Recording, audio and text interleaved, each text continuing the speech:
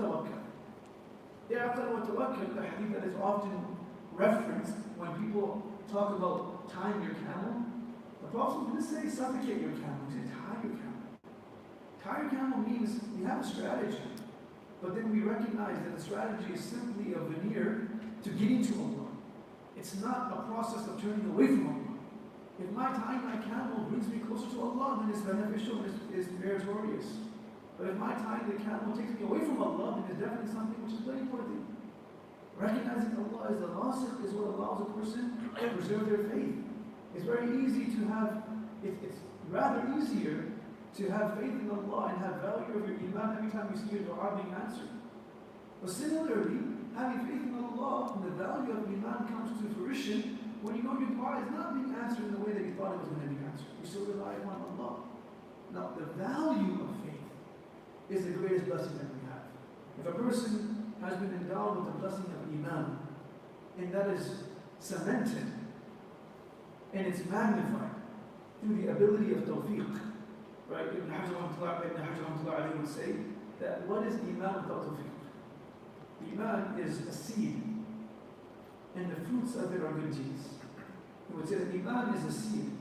In order for it to grow, we need to be able to water it. And then it gives out fruits. The fruits of pious children are also the effect of your and my good deeds. The fruits of a life of comfort, regardless of the states, regardless of the spaces that we're in, is an extension of good deeds. Abdul ibn Abbas would say, إن للحسنة ضياء في الوجه ونور في القلب قوة في البدن بركة في الرزق ومحبة في قلوب الناس. Abdul ibn Abbas would say, but every good deed, Iman is the seed that needs to be cultivated. In the fertile land of Iman does not rely upon where we are, it relies upon where our heart is. Our heart that is always turning to Allah will always find the fruits of Iman. So the seed needs to be cultivated. That's what we have in Ramadan. We're cultivating the seed of Iman, and the fruits are blossoming in front of our eyes, and we're able to benefit from them. He says, Diya fil wajh, a person who has good deeds in their life. The fortress, a beautiful statement that is referenced to Sufyan al-Thawri. He says the fortress of Iman is good deeds. People always talk about how to preserve my Iman. There's no philosophy to it. It's simply the output of good. Amanu wa alimu salihat. What's the best way to continue keeping a talent in your life? Like, for example, a person who's really good at playing sports. The best way of preserving that talent is to continue playing. The best way to protect Iman is to continue fulfilling the demand of it. And the demand of it is the output of good and the ability to suppress the desire of evil. The Prophet was asked by Abdul كيف أكون أعبد الناس? How do I become the greatest worshipper? Like, I want to be like the goat of being an abid of Allah. I want to be that person. Best worshipper. One would think the Prophet would respond by saying, pray more tahajjud, reciting the Quran, and all the good that's there that we should be doing. The Prophet says, hey, you want to be the best worshipper? Avoid the aspects in your life that are impermissible. Allah will automatically make you the best worshiper. Just avoid those things that are haram to the best of your ability. Allah will automatically make you the best worshiper. Every single pillar of our religion, every rukn of Islam, the 5 pillars of Islam, are predicated and they're prefaced through leaving, not adding. So for example, you have La ilaha illallah. The first is a kalima. Okay. The kalima first comes with negation. To leave everything and then to affirm Allah. We think growth is in adding. Our deen teaches us that growth is in removing.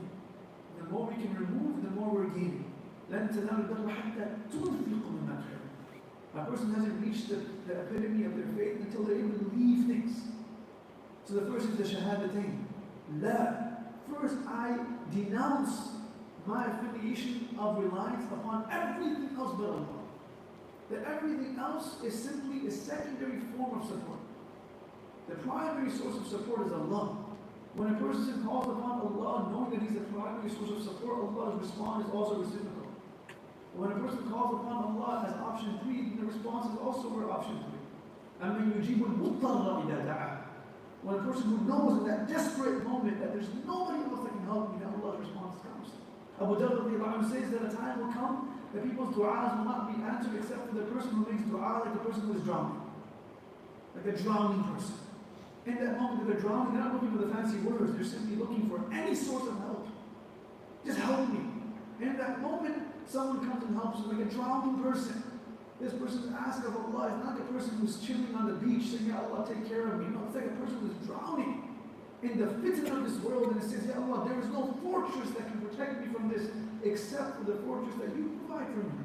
لا تزغ قلوبنا بعد إذ هديتنا. It's not a dua that has a flowery word and it sounds nice. It's a dua that we rely on. Allah, if you choose to remove my faith, then who's going to give it to me? We always talk about the idea that you can't guide who you love for those who are misguided. It's also understood for those who are guided. If a person's Iman is gone, who's going to guide them again? No one can guide a person who Allah chooses to. Whoever Allah misguides. In other words, they perhaps had guidance, but Allah took it away from them. Who can guide that person? The Sahaba understood the value of faith. So everything else in this life that was removed from them, though it brought them pain and grief, it allowed them to remain stable because the Iman was still with them. Umar was stabbed and was passing away. He's asking, did they finish prayer yet? Because that's where Iman comes from. It's attached to that. It's attached to A'mal. So going back to what I was referring to, that the good deeds that a person has becomes a fortress of protecting their faith, and it begins with leaving. La ilaha, I denounce my affiliations to any other primary source of support except for Allah. Number two, you have salat. Our entire salat is a display of leaving things for Allah. A person prays, they don't look anywhere else but straight. Their body movements are limited in every aspect. They can't speak. All of this is leaving. The movements themselves are very simple. Person can't stand, pray sitting. Person can't sit, pray laying down. The technicalities are actually secondary. The idea of it is that I'm leaving something for Allah. The third is Sawm. All of us are involved in fasting right now. The entire fast is called Habsun Nafs. It's to restrain and give up things for Allah. This is what Prophet says, that Allah says, As-Sawm wali wa ajzi bi. Because you're giving up so much for Allah. Even in a relationship, for those who are married, for those who are not, hopefully you don't recognize the example. If you do, then you may have more tawbah to make in Ramadan. Or you watch the Bollywood movies, whichever one it is. But the person who's married or getting married, the entire crux of a relationship and marriage is about how much can you leave to sacrifice for your spouse. And some men, mashallah, they leave too much. And some women do as well. So the idea is that the wife and the husband always say, it's not about what you can do for me, it's what can you leave for me. Yeah, I don't like that. I don't want that scent. Husbands are no problem. From now on, I'll be wearing the scent that you enjoy. Right? And the wife will do the same. The whole concept of marriage and love is built on what you can be. The mother, I had just had 2, 3 months, I had a daughter, and the mother being pregnant with this child will leave the food that she most enjoys, but that it brings comfort to the child. The mother that is now feeding her baby, the milk that she's feeding her baby, is based upon what she consumes. So now the mother says, I can't eat dairy because dairy, it hurts my baby's stomach. So that mother who loves chocolate or loves dairy will stop eating dairy for 2 years. Simply because the child feels uneasy because of the dairy. Love is built upon leaving. It's not about what you can bring into your life. And that's why the love of a mother is like none else. Because you can leave things for your child. Father could never do it. Father, yeah, it's okay, he'll figure it out. We'll adapt. We're adaptive creatures. We know how to figure it out. He'll survive. The life is hard. Don't make it work. Oh, let's it go. Sawm is leaving. Zakat is obviously leaving. Hajj is what? Leaving. You come with 2 pieces of cloth, telling Allah that nothing else I have that is valuable because I'm coming to earn you. No fragrance, broken, shattered in every aspect.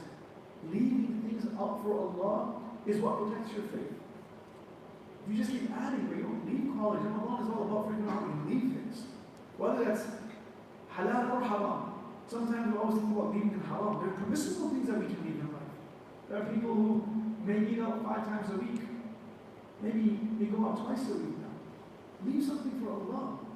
Leaving for the sake of Allah is what gives a person the strength in their iman. I'm doing this for Allah. Prophet says, Man ahabba lillah. Now a father loves his children for the sake of Allah. Now their iman grows through. وَأَبْغَضَ لِلَّهِ. A person dislikes things for the sake of Allah. Abu Ayyub al-Ansari was the host of the Prophet in Medina al-Munawwarah. Whenever he would bring food to the Prophet, there would be garlic there. And the Prophet would not consume the garlic. So he also saw that he stopped eating garlic. You know, if it was us, like, is it really haram? Or is it like, maybe it's just like, it's makruh. I'm eating garlic. Right? He sees the Prophet, they will look for excuses to follow the Prophet. We look for excuses to not follow the way. Well, what excuse can I find where I don't have to do this? Okay, that's a good excuse. I got that. That's where faith either is built or it breaks. Right? So he says, yeah, so Prophet asked him, so why'd you stop eating the garlic? He said, I didn't see you eating, so I stopped eating. Prophet said, well, just chill. Angels speak to me. No angels coming to you. Since angels speak to me, I can't eat garlic. Because Jibreel salam comes down, and this also shows you the hassas, the sensitive tabi'ah, sensitive fitra of Prophet, that he didn't want Jibreel to be affected by his smell. And then he said, well, you should avoid eating it when you go to the masjid. Because the masjid is the house of Allah, and the angels also come there. And that's when you shouldn't eat garlic. So they were just, since the Prophet is not doing it, I'm not doing it either. That's called love. So the concept of leaving is what builds a person's faith and becomes a fortress. So he says, going back to Abdul bin Abbas' statement of how to protect our faith. First, a person has to understand the value that it brings to their life. Once a person understands that, then the second one becomes how do I preserve it? The love of Iman itself will teach you how to protect it. You know how in America they say, the love of the game will teach you how to play the game? Same thing. The love of Allah teaches you how to worship Allah. We're not here to become abid, we become ashiqs as well. The moment a person loves someone, that itself will teach them the flow of the game. Will teach them what is right, what is wrong, what is permissible, what is impermissible. The technicalities become secondary for them. Now it's a pursuit of love. It's not a pursuit of just being included. It's a pursuit of ascending. So Mi'raj is all about. As a salat is a conversation with Allah, not simply an ibadah. It's referred to as a conversation, munajatu billah. So, inna al-hasanati diya'an fil wajh. Good deeds bring radiance to a person's external body. People feel comfortable around them because there's radiance there. They feel, the Prophet when he entered Medina al-Munawwarah, لما دخل النبي صلى الله عليه وسلم المدينة أضاء منها كل شيء. The Prophet entered into Medina and the whole city was lit up, was illuminated, because the presence of good deeds creates radiance. In the absence of it creates nuhrusa. Sometimes you enter into the most well-lit space, but it feels like it's eating your soul. That's because that place is filled with Allah's disobedience. This is why the hadith that says that the angels will not enter into a house that has certain types of pictures and certain types of animals, because that's nuhrusa. And nuhrusa will overwhelm the mood of a person, the light of a person. Versus when you enter into a masjid, regardless of how your day was, just entering brings you comfort. Because there's nur in the masjid, there's riyah. People are also like that. People bring you light. That's why we feel comfortable around certain people. And a person will not think of this if they're always around people. If my heart is not connected with good deeds, then I won't necessarily be able to decipher who's bringing me comfort and who's bringing me a sense of just stimulating my heart. Who's actually bringing me comfort. Riya'an fil wajh. Number two, وَنُورًا فِي الْقَلْبِ. With good deeds, Allah brings light in the heart. Nur in the Quran refers to Iman. يُخْرِجُهُ مِنَ الظُّلُمَاتِ إِلَى النُّورِ. اللَّهُ نُورُ السَّمَاوَاتِ وَالْأَرْضِ. Allah نُورُ السَّمَاوَاتِ وَالْأَرْضِ means Allah is the source of light externally and the source of Iman internally. You walk into your own house. I'll take 5 minutes and I'll wrap it up. You walk into your own house, known place. You know everywhere, you know where to walk, you know where the sofas are, you know where the kitchen is. But if the lights are off, even though it's a space that is well known, you walk in late, you still stub your toe somewhere. You hit your elbow somewhere. Why? It's such a simple thing, just walk. Why are you hitting things? Because the absence of physical light makes the most mundane deeds become rather overwhelming. Because there's no light. A person can't do anything, there's no light. Similarly, the absence of spiritual light makes it difficult for a person to do the simplest acts of worship. Simplest. Salah is a simple act. It's doing to Allah 5 times a day. It's not overwhelming except for those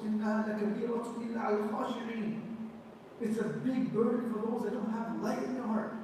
The person that has light in their heart, it's a soul of, it's a arihna ya billah. Qum ya sayyidi arihna.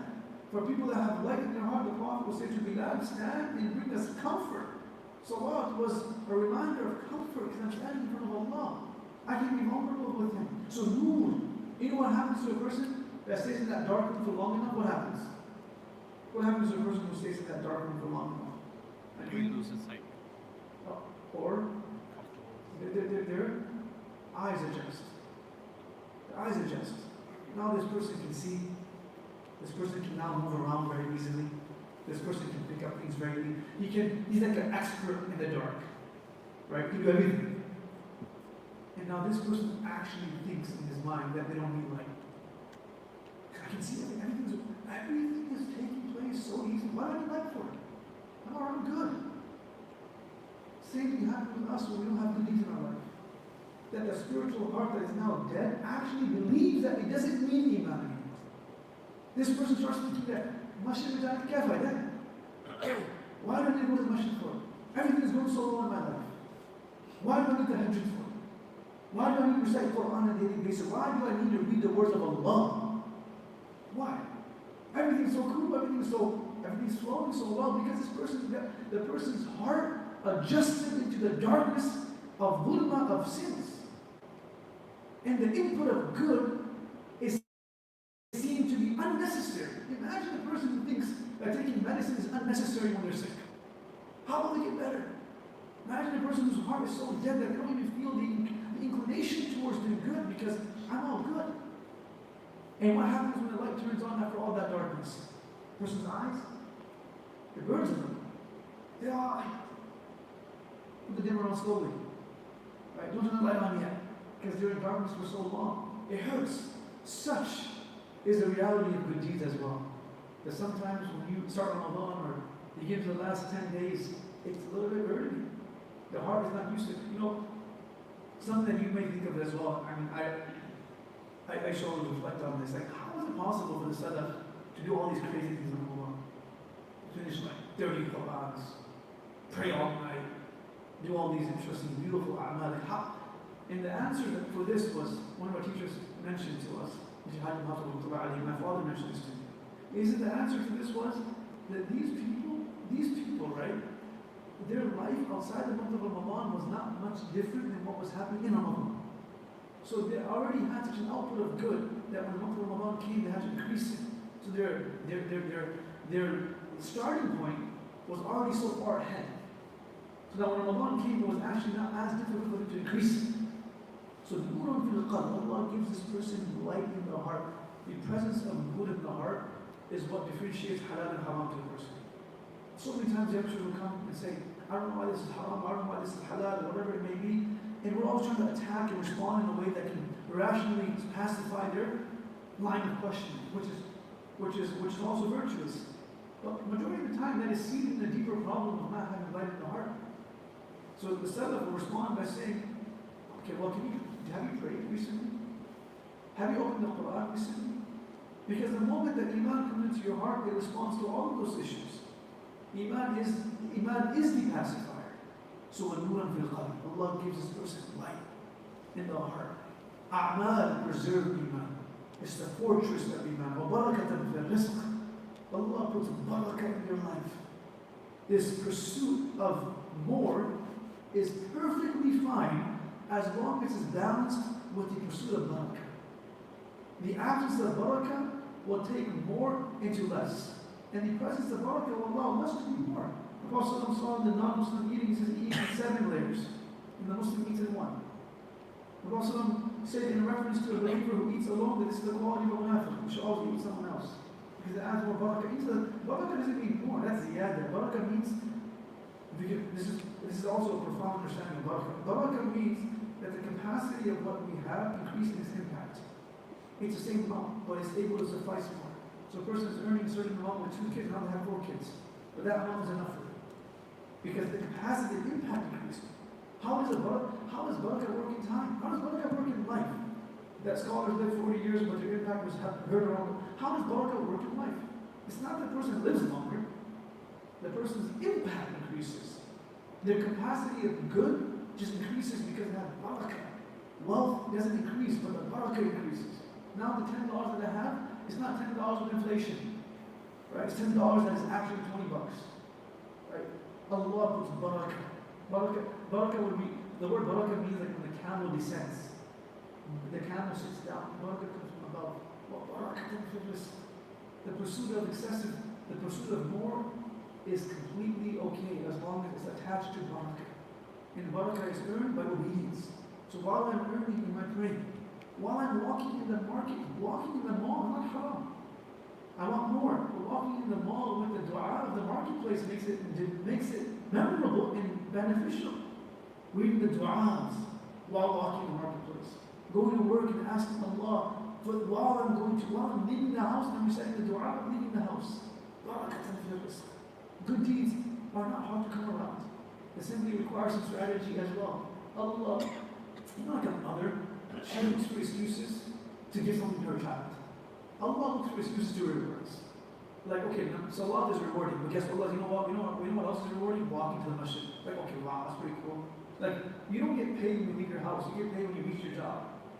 Right? It would be pretty cool if you start getting paid when you leave your home. Like, that hour drive would not be a drag. Yeah, it's cool, man. I know Chicago roads are pretty bad, and tolls and all that. But it's all good now because I'm getting paid anyways. Right? But imagine if Allah is telling us that the moment you leave your home for salat, you're being rewarded. Allah looks for excuses to reward us. A person makes wudu, they're being rewarded for the wudu. A person sits in the masjid waiting for salat, that itself is an expiation of their sins. الانتظار للصلاة بعد الصلاة. Allah looks for excuses. Barakatan fil rizq. And number 4, وقوة في البدن. You know, Imam Hassan rahmatullahi says that one requires himma. Himma means willpower for ta'ah. And one requires ta'ah. One requires himma for ta'ah. And one requires taqwa to keep the ta'ah. What that means is, in order for me to obey Allah, I need to have the willpower to go to the masjid. But the moment I go to the masjid, I need to have taqwa to not lose that deed.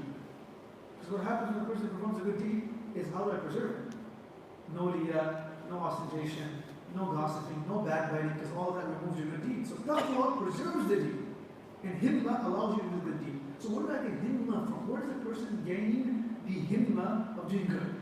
It's not a complicated process. Where does a person gain the himma of working out? By working out more. So وَقُوَّةً فِي الْبَدْنِ, Allah gives this person internal strength. The greatest blessing in life, the greatest blessing in life as believers is the blessing of tawfiq. The person has tawfiq, they're blessed. Person's tawfiq, which means the ability to do good. You know, Allah in the Quran, He says, وَلِتُكْمِلُ الْعِدَّةَ وَلِتُكَبِّرُوا اللَّهَ عَلَى مَا هَدَاكُمْ وَلَعَلَّكُمْ تَشْكُرُونَ. Now we fast in the month of Ramadan to become grateful to Allah. So people will comment on this ayah and say, to be grateful means to be grateful for the food that you have. Right? To be grateful for the blessings that you have. One of the commentaries mentioned that لَعَلَّكُمْ تَشْكُرُونَ doesn't mean to be grateful for the food that you have to break your fast. It actually means to be grateful for the fact that you were able to fast. Shukr for tawfiq. Not shukr for eating. Shukr that Allah gave you tawfiq to do good. Allah gave me the tawfiq to fast. How am I going to fast? وَقُوَّةً فِي الْبَدْنِ. Allah blesses this person with more tawfiq. You know, Prophet was asked, well, how do we know Allah wants good for me? How do we know Allah intends good for me?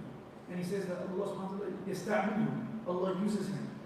How does Allah use him? He gives him the tawfiq to do more good. Tawfiq is the greatest sign of Allah loving us. Why would someone invite you to their home if they don't love you? Allah invites us to the masjid, He loves us. This is called tawfiq, right? And the greatest sign, He says the greatest sign that Allah has accepted the good deeds that I have done is that He allows me to do them again. This cycle of good is a sign of acceptance. So قُوَّةً فِي الْبَدْنِ وَمَحَبَّةً فِي قُلُوبِ النَّاسِ. Allah puts our love in the hearts of people by doing good deeds. So Iman is a valuable asset. The seed allows all the fruits in our life to blossom and benefit us in every aspect. And the person that recognizes that, then Iman becomes their most valuable blessing in life. Everything else, whether it's وَإِنْ كَانَ آبَاؤُكُمْ وَأَبْنَاؤُكُمْ وَأَزْوَاجُكُمْ وَعَشِيرَتُكُمْ وَأَمْوَالٌ اقْتَرَفْتُمُوهَا وَتِجَارَةٌ تَخْشَوْنَ كَسَادَهَا, every other aspect of life that is worth having is simply a fruit of that seed of Iman. That seed of Iman makes it valuable. Nuh alayhi salam says, Inna bani min ahli. That my son was from my family. No. Innahu laysa min ahlik. He's not from your family. Innahu a'amil ghayr salih. Just, he's a bad deed. Because that seed, that fruit is not from Iman. It's detached from it. So as long as this person continues to work on increasing their a'mal, they have automatically worked on preserving their faith. And if a person stops adding good deeds in their life, they've automatically started regressing in their faith. The power of faith allows a person to do more good. And the power of Iman allows a person to make an effort to stop haram in their life as well. The greatest display of faith is to stop. It's not an act. The Sahaba were not asked to pray when they became Muslims in Makkah. They were not asked to do much actually. They were asked to let go of shirk. They were asked to let go. And that letting go is a sign of faith. And this is why one day, Miftah ibn Aswad was sitting with the Tabi'in. And the Tabi'in, one man walked by and he saw Miftah, the great Sahaba. He says, "Oh, طوبى لهاتين العينين التي رأتن النبي صلى الله عليه وسلم." Oh man, I'm looking at someone that saw the Prophet. God, how beautiful are these eyes that were able to witness the Prophet. He says it very eloquent. Like, you saw that game live? No way, man. I wish I was there too. You saw that incident live? I wish I was there. So these guys here like, yo man, you saw the Prophet live. How beautiful, how fortunate were these eyes and these hands that were able to serve him. Miftah looks at him and says, oh, why does someone wish to be alive in the time of Allah? Didn't give them knowledge. You shouldn't wish that. Why? He says, I'm not sure. And then the man starts saying things like, if we were alive in the time of Allah, we would have carried him on our back. We would never have let his spit touch the ground. And he's getting all like, poetic. Like something like, Wallahi, if I wasn't blessed, I would do this. Bro, you would have been running away.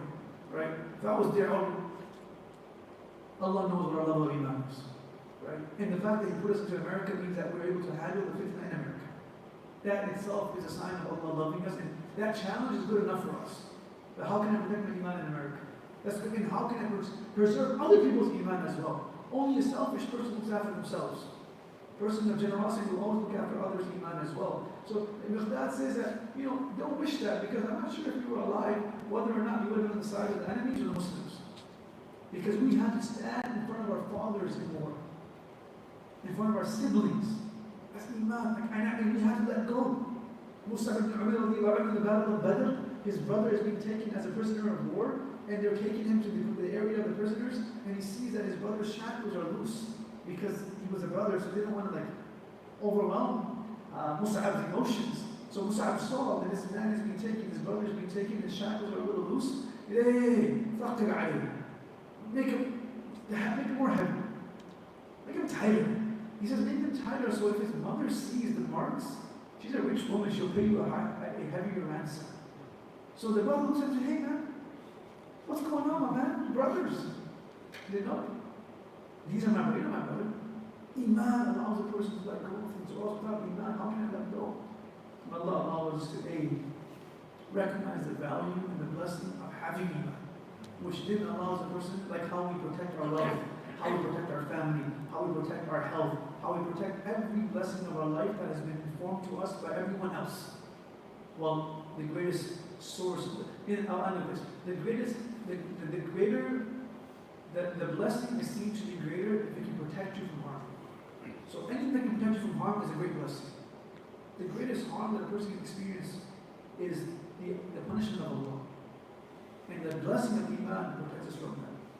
Allah keeps us close to Him. Allah allows us to understand the blessing of faith and all the fruits that come attached to that seed of Iman that is only water when a person continues to have an output of good deeds and preserves their energy and their time from haram. And takes away haram from their life. The last 2 nights of Ramadan should be a time where we don't only think of letting go of haram, we should actually be concerned about letting go of unnecessary aspects of our life as well as where i'tikaf is in the last 10 nights. It's not about letting go of haram, it's about letting go of lahu, letting go of things that are unnecessary in our life, that allows that time to now be used for Allah subhanahu wa ta'ala, even if that's simply sitting in the masjid and looking around. That in itself is a reward for us as well, not only because amongst these people are able to take advantage of the last 13, 14 nights in a manner that if Allah on the day of judgment was to ask us, if you have 13 days to present to me, that I can judge you by, we say to Allah, I have the last 13 nights of Ramadan in the year 2025.